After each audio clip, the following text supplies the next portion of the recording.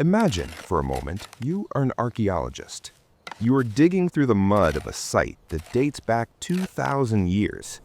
You find coins, you find broken pottery, you find sword hilts, things you recognize. But then, your trawl hits something else, something hard, something wrong. You pull it out. It's made of bronze. It has 12 flat faces. Each face has a hole of a different size, and at every corner there is a small round knob.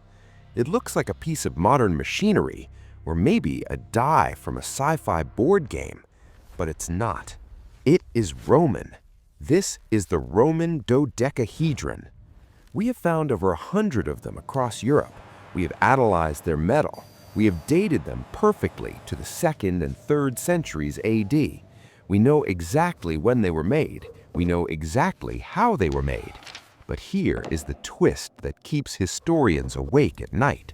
The Romans were obsessive record keepers. They wrote down everything.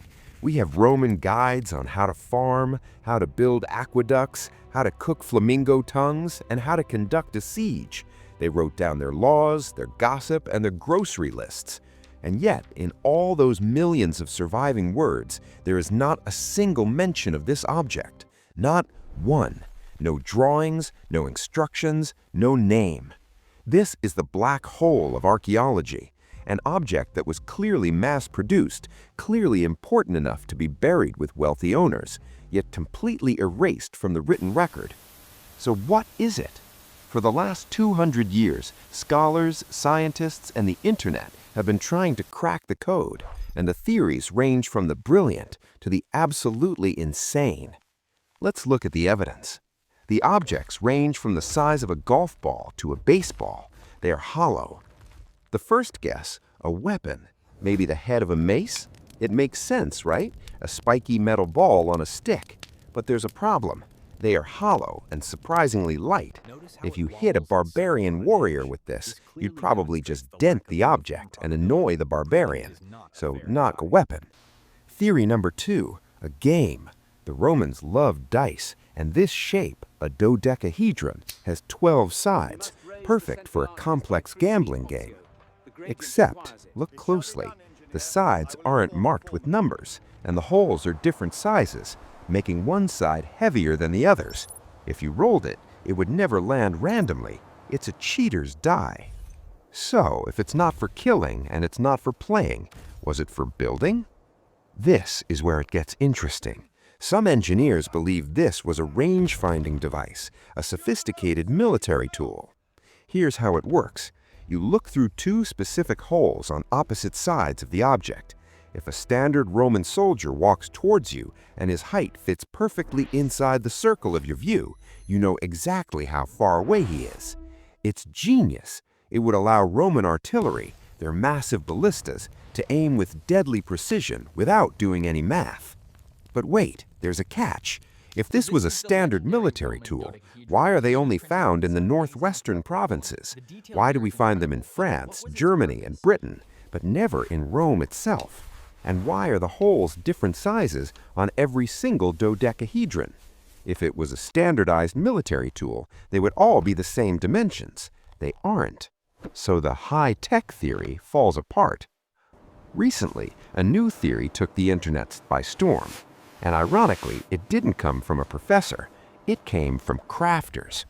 They realized that if you hold the dodecahedron in your hand and use the knobs to hold tension on yarn, it works perfectly as a glove knitting tool. You can actually knit the fingers of a glove using the different sized holes. It explains why they're found in the cold north where you need gloves. It explains the different hole sizes for different finger sizes. It's a perfect, practical answer. But archaeologists aren't convinced. Why? Because these objects are often made of expensive, high-quality bronze. Some were even covered in gold leaf. Would you make a knitting spool out of gold? Maybe, but usually you don't bury your knitting tools in a treasure hoard next to your coins. Which brings us to the final and most likely possibility. The one reason things don't get written down. Magic. The dodecahedrons are almost exclusively found in Gallo-Roman territories. places where the orderly world of Rome mixed with the mystical Druidic traditions of the Celts. We find them in graves, we find them in riverbeds, places of ritual. Perhaps it was a religious object, a key to the zodiac, a way to tell fortunes, something so secret or so forbidden that writing about it was taboo. We have sent rovers to Mars, we have decoded the human genome, but we still don't know what this little bronze ball does. It is a humble reminder that history is fragile. We assume we know the Romans, but sometimes the past keeps its secrets right in the palm of our hand. What do you think? Was it a weapon, a tool, or something supernatural? Let me know in the comments below, and subscribe for more pieces of history that shouldn't exist.